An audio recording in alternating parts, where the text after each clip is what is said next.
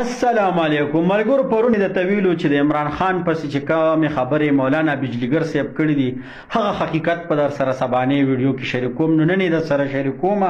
خو مهرباني به دا وکړئ چې ګوته به پرې راټینګه کوي او یو پی ټی آی والا د دې به د مخ کې خبرې وکړي دې ته وایي چې دا د دنیا کونې کونې ته ورسوي نو زه لاول د هغې د خبرې د مبارکې د باندې ورم پس د هغې نه پې زه راځم چې بجلیګر مولوي صاحب د عمران خان په باره کې څه ویلي دي نو راځئ دا کلیپ در سره لږ واورئ مرحوم مولانا بجلیګر صاحب یو ډیره اهم ویډیو تاسو سره شریکوم دا ویډیو د سره مکمل وګورئ او زه ټول محب وطن پاکستانیان ته وایم چې دا ویډیو د دنیا ګډ ته ورسوي ویډیو وګورئ بابیرو ګوته پرې راټینګ عمران خان دی عمران خان په شرمونو یو شرمولی یو زما دا کیسټې چې څوک اوري د دغو هم الله غوږونه کاڼه کا پښتو په ایمان ووایي چې عمران خان د ملک وزیر اعظم شي دله بل چل ورځي سوا د غونډس کو نه ورځي سوا په دغه ځای پورې د غونډس کو مګلو نه بل چل ورځي کور مران شنو دی به د ملک څه خدمت کوي یا د ملک څه پالیسي به جوړوي یا ملک دپاره به کوي څه ملګرو مرحوم بجلیګر صاحب چې هر هغه انسان یې مني چې څوک د مولانا بجلیګر صاحب چا خبرې مو لیدلې دي چا لیدلې هم نه وي ولې مولانا بجلیګر صاحب یو نر او بهادر مولا و هغه همیش د حق آواز بلند کړی دی هغه د عمران خان د راتګ نه مخکې دا ویلي چې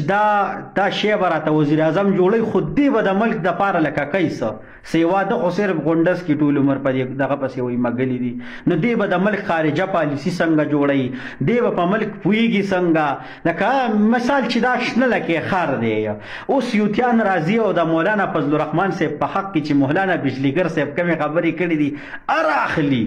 د بخادر سړي خبرې راخلي په اټک جیل بزدل قیدي باندې ورپیټ کوي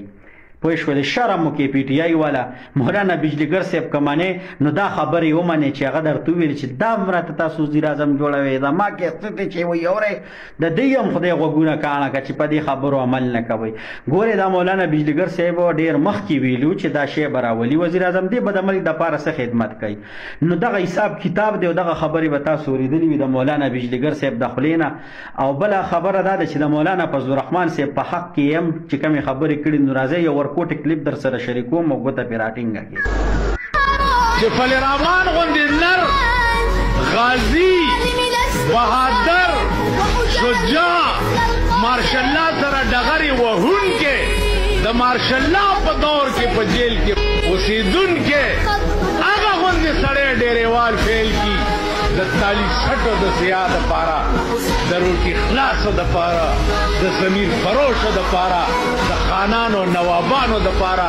بیا د ډېرې خدای په سین یوړی کی زه د دې قوم ملاتوب نه کړم ملګرو اورېدلی به مې بجلیګر مولوي صاحب چې د عمران خان په باره کې څه ویلي دي د مولانا فضل الرحمن صاحب په باره کې څه ویلي دي خو اوس چې کوم سیاسي نابالغه راپاسي او دا خبرې په عمران خان به کې ایډیټ کوي نو دا په ایډیټینګ نه ده